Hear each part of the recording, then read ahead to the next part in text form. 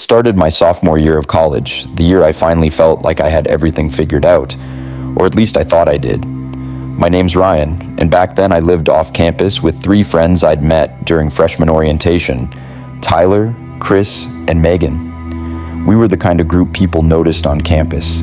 Loud, always together, posting pictures that made it seem like we were having the time of our lives. For a while, we really were. But looking back, I can't shake the feeling that I was just a placeholder in their little circle, the 4th name they needed to make the group photo look complete. It's strange how small cracks can hide in something that looks perfect until the light hits it just right. The first time I noticed something off was after a weekend party at a senior's house. I'd driven everyone home that night because I hadn't been drinking. The next morning, Megan texted me, "Hey, crazy night, right? Don't tell Tyler about what happened." I stared at that text for a full minute, confused because I hadn't seen her all night after we arrived. I asked what she meant, and she just said, "NVM, forget it." But that phrase, "don't tell Tyler," stuck with me. I shrugged it off until a few days later when Tyler asked me if I saw Megan talking to anyone weird at the party. His tone was casual, but his eyes weren't. I told him no, but the way he stared at me made my stomach twist. After that, things got different. They started hanging out without me. At first, I thought I was being paranoid. College schedules don't always line up.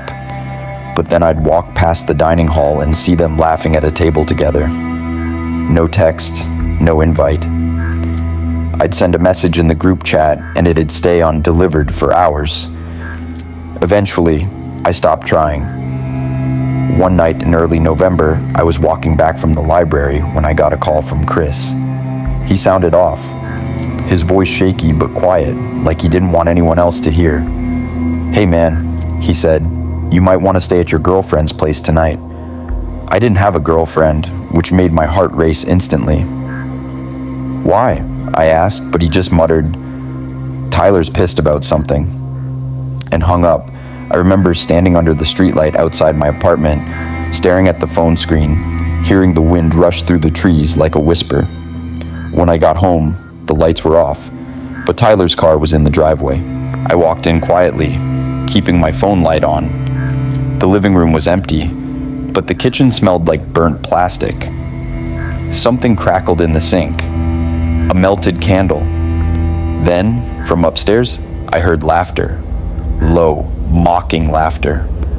I froze halfway up the stairs, listening. I could make out my name. Ryan thinks he's so perfect. He actually believes we like him. It was Megan's voice, followed by Chris saying something I couldn't catch, and then Tyler saying, "Let's just teach him a lesson." My mouth went dry. I backed down the steps as slowly as I could, my heart slamming against my ribs. I didn't even grab my keys. I just slipped out the back door and started walking toward campus, trying to make sense of what I just heard. Teach him a lesson. It echoed in my head the whole way there. I crashed in the lounge of the dorm I used to live in. Around 3 a.m., my phone started blowing up with texts from Tyler. "Where are you? Come home, dude. We were just joking. You're overreacting." The messages kept coming until I blocked him. The next day, I went back with campus security to grab my stuff. When we opened the front door, the house was silent. My bedroom was trashed, drawers pulled out, clothes scattered, and my laptop was missing. But what scared me most was a photo taped to the wall. It was a printout of one of our group pictures from freshman year, only my face had been crossed out in red marker. I reported it, of course, but nothing really came of it. They denied everything, said I was being dramatic, that it was a prank gone too far. I moved into a small studio apartment after that and tried to focus on classes. Months went by. I barely saw them on campus anymore, and when I did, they acted like I was invisible. I told myself I'd moved on, but every night before I fell asleep, I replayed that laughter in my head, the way my name sounded coming out of their mouths. Then, near the end of the semester, I started getting weird emails from an address I didn't recognize. No subject line, no text, just attachments. The first one was a photo of me, sitting alone in the library. The The second was of me walking to class. The third was of me sleeping in my bed. That one made me feel like I couldn't breathe. The timestamp said 2:47 a.m. I reported it to campus police, but they said the email server was encrypted. They couldn't trace it. I started staying up late, keeping the lights on, waiting for a sound or a shadow that would explain it. Nothing ever happened, but I could feel eyes on me constantly. Once, while walking to my car at night, I heard footsteps behind me, matching mine perfectly. I turned, but the street was empty. Still, I swear I saw a figure duck behind a tree. I started locking every door twice. It didn't stop the dreams, though. I'd dream of the three of them standing outside my apartment window, whispering, faces half in shadow. In the dream, they'd stop whispering when I looked at them, and their smiles would stretch too wide, like masks that didn't fit right. One night, I woke up to tapping on the window, the same rhythm I'd heard in my dream. Tap, tap, tap, tap, tap. I froze in bed, staring at the curtain. I couldn't move. My throat went dry, and my heart pounded so hard I thought I'd faint. The tapping stopped. I waited, counting seconds in my head. Then came a single knock at the door. Soft, deliberate. I didn't open it. I just sat there, staring at the handle until the sky started turning gray outside. When I finally got the courage to look through the peephole, no one was there. But there was something taped to the door. Another photo. This one showed the three of them smiling at the camera. And behind them, through the window reflection, you could see me sitting at my desk. That was the moment I realized it wasn't just paranoia. They were still watching me. I filed another report, changed my locks, and eventually dropped out after finals. I told my parents it was because of stress, and maybe that's partly true, but deep down I just didn't feel safe anymore. It's been 2 years since then. I transferred to another university in a different state. I don't post online, don't share my location, don't trust easily. I've rebuilt my life quietly, but every once in a while I'll see a car that looks like Tyler's, or hear laughter that sounds like Megan's, and my chest tightens all over again. Sometimes at night I still hear that soft tapping on my window. 3 slow knocks that make me freeze. Waiting, listening. I tell myself it's just the wind, but the sound always stops exactly when I look toward the glass, like whoever or whatever is out there knows I'm paying attention. I don't know what I did to make them hate me that much. Maybe I was never really one of them. Maybe they just needed someone to turn on when they got bored. Either way, I learned something I'll never forget.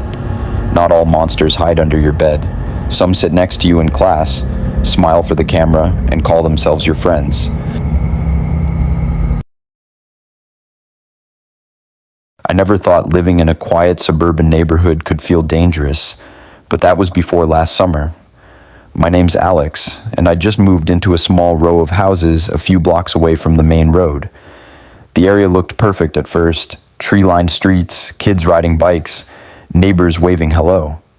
I was in my early 20s, working from home, and the idea of finally having my own space excited me. I also wanted friends, someone to hang out with, since moving to a new town was lonely. That's when I met Ryan and Jessica. They lived 2 houses down and seemed genuinely friendly, inviting me to barbecues, talking about weekend plans, laughing at my jokes. I thought I'd finally found people I could trust. Things were normal for a few weeks. We'd hang out at each other's houses, watch movies, sometimes go on drives to the nearby lake. I felt like part of a group again, something I hadn't had since leaving college. But slowly, subtle things started happening. Small at first. I'd hear laughter outside my window late at night, but when I looked, no one was there. My mail would get opened before I could get to it. I told myself it was nothing. Maybe kids playing pranks, maybe my imagination. Then came the invitations that never included me.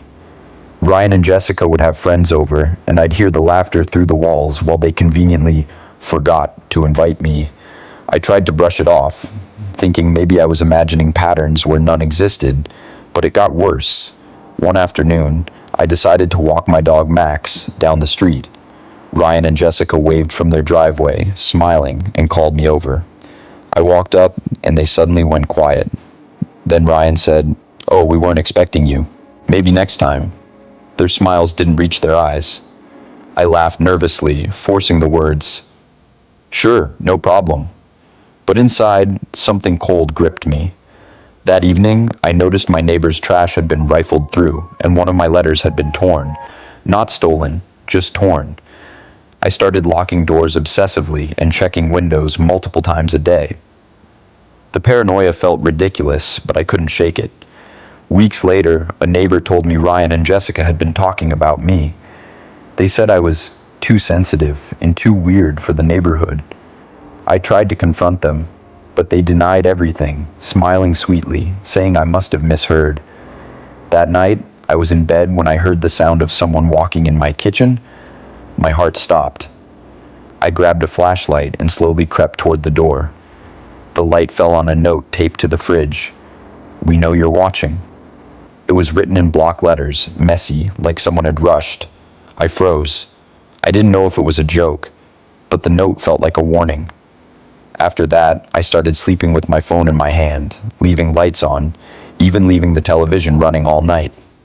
The next week, things escalated. My car tires were slashed while I was inside my house, and Max barked constantly at nothing outside the window.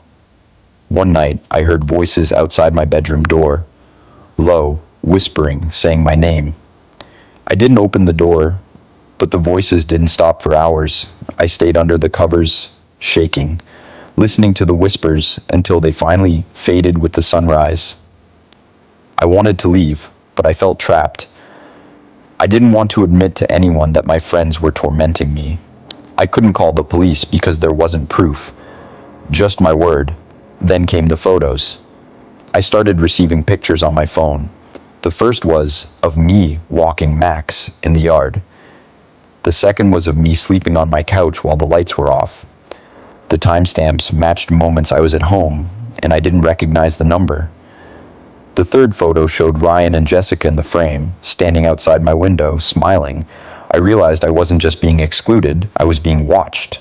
I changed my locks, got a security system, installed cameras, but the unease never left. I could feel eyes on me even when I was alone, and every knock on the door made my heart pound. The worst part was realizing that they didn't even have to be physically present to make me feel like I was never safe. Every laughter I heard outside, every movement in the shadows reminded me that they knew where I was, what I was doing, and how scared I felt. One afternoon, I decided to confront them finally. I walked over to their house, trying to stay calm. I knocked on the door, but it was Ryan who opened it. Jessica was behind him, smirking. I asked why they had been doing all this, why they were making me feel unsafe. Ryan tilted his head, smiling. "We just wanted to see if you really belonged here," he said. "You think we'd let someone like you into our little group without a test?" I felt my stomach drop. I couldn't believe someone could be so cruel, so calculating, and still smile like nothing was wrong. I left, shaking, realizing I would never be safe in that neighborhood. I ended up moving again within the month, leaving my job, my apartment, everything. I didn't tell anyone exactly why. I just said it was for a fresh start. Even now, months later, when I visit that area for errands, I see Ryan and Jessica from a distance, waving, smiling, pretending nothing ever happened. But I know. I'll never forget the way they made me feel watched, trapped, and alone in my own home. And I know I'm not the only one. That's the thing about people like them. They don't just hurt you once. They leave a mark that follows you for the rest of your life. I've learned to trust less, to keep my distance, and to always watch my back. Because sometimes the people who pretend to be your friends are the ones who are the most dangerous. I thought moving off campus for my junior year would give me the independence I'd been craving, but I didn't realize how isolating it could actually feel. My name's Jason, and I'd rented a small townhouse on the edge of the university neighborhood. It seemed perfect. Quiet streets, a short walk to class, and a few neighbors my age who seemed friendly. That's where I met Ethan and Lily. They lived across the street and seemed like my kind of people. Funny, outgoing, always planning something. I was relieved to finally have someone to talk to beyond the lecture halls and library cubicles. The first few weeks were great. We would hang out almost every night, play video games, share meals, and walk to campus together. I felt like I had found real friends for the first time in years, but I started noticing small things, little hints that something wasn't right. At first, it was subtle, laughs that stopped when I entered the room, inside jokes that excluded me, texts I'd never receive even though they were clearly meant for me. I brushed it off, telling myself I was being paranoid. Then one night, everything changed.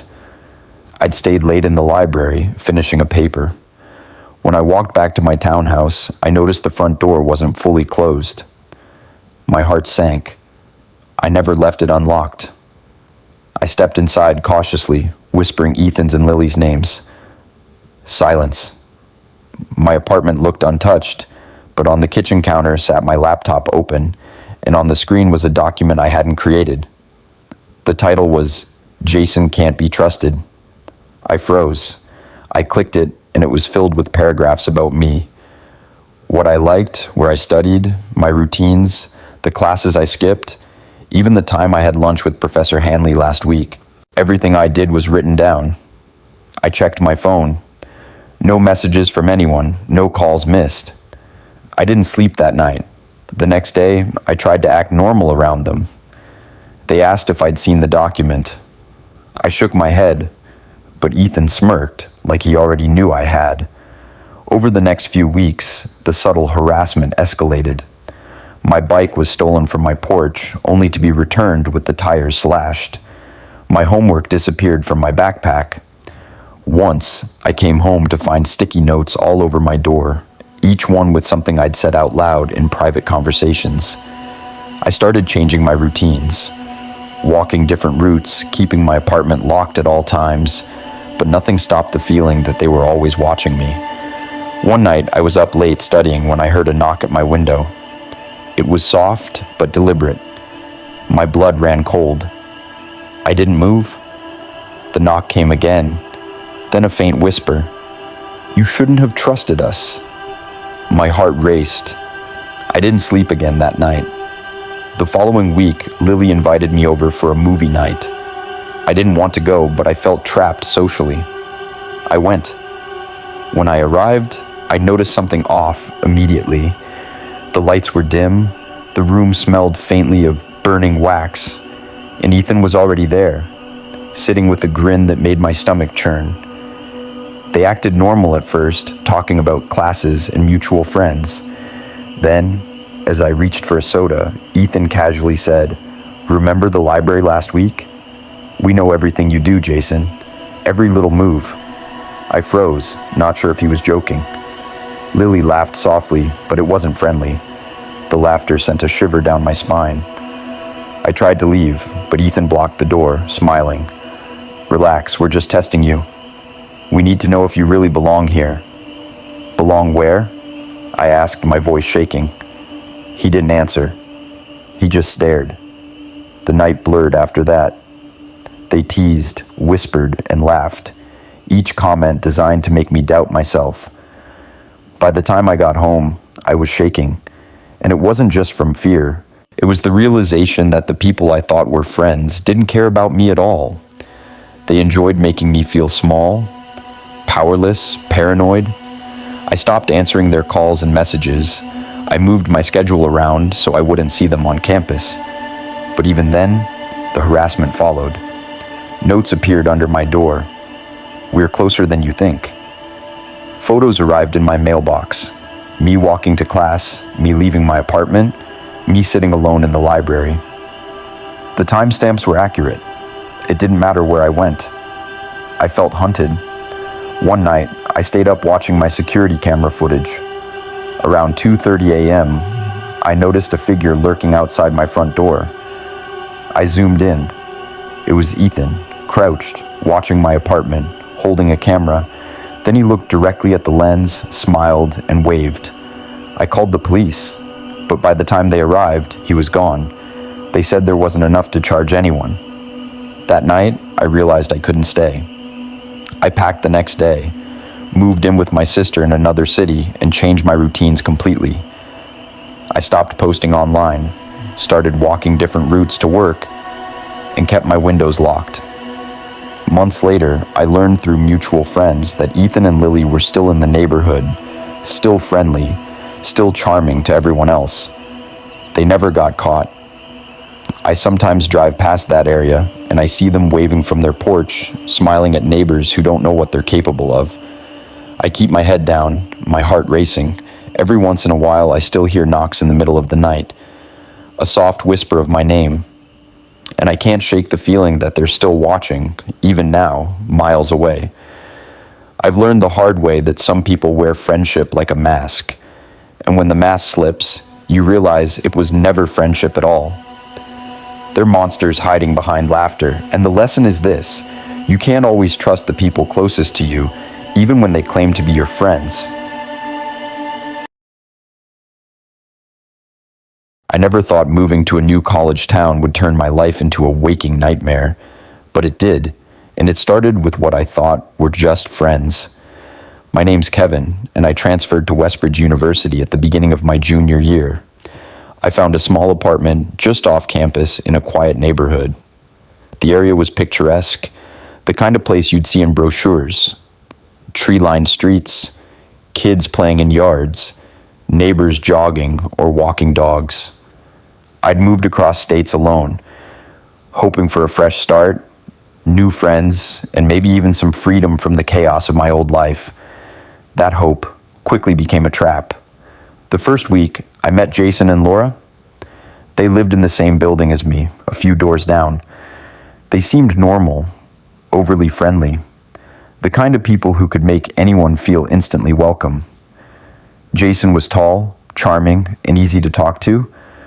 Laura had this effortless smile that made you feel like you'd known her forever.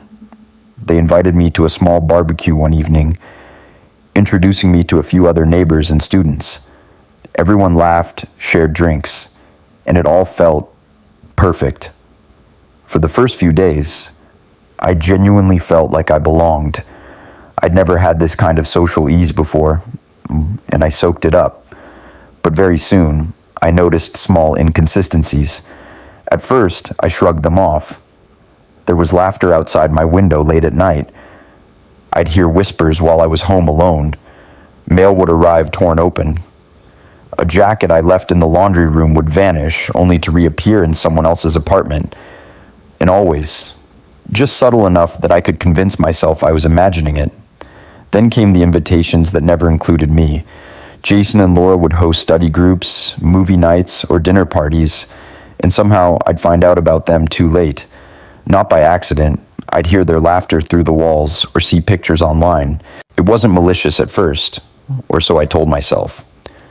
Then one evening, I walked into the kitchen to find a note taped to the fridge. It read, "We see everything you do, Kevin." The letters were neat, precise, almost clinical. I froze. I didn't know what to do, and part of me hoped it was a joke. The next few days, the feeling of being watched intensified.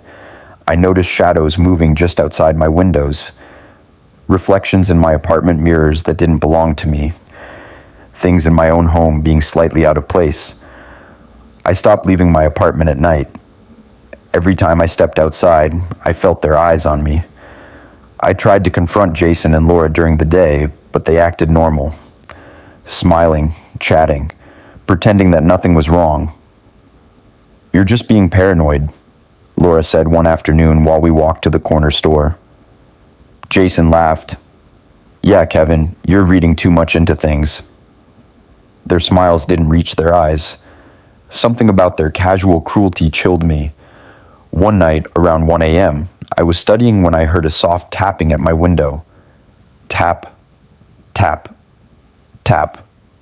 My heart slammed. I crept toward the sound, flashlight in hand. Nothing. But when I checked the camera I had installed inside, I saw a figure crouched outside. Jason, holding a phone, pointing it toward my window. He waved briefly before disappearing into the shadows. I felt a cold surge of panic. I called campus security, but by the time they arrived, the figure was gone. There wasn't enough evidence to do anything. The next week, things escalated. I started receiving anonymous emails. The first contained photos of me walking to class. The second, me sleeping. The timestamps were accurate, down to the minute. And then came the videos, short clips of me at home, talking on the phone, even brushing my teeth. Someone had been inside my apartment when I wasn't there. I stopped sleeping. I installed new locks, sensors, cameras, alarms, but no matter what I did, the fear followed me. Every creak, every shadow, every laugh I heard in the distance set my nerves on edge. Then came the social manipulation. Jason and Laura started spreading rumors at campus, quietly at first. Kevin's paranoid. He thinks everyone's out to get him.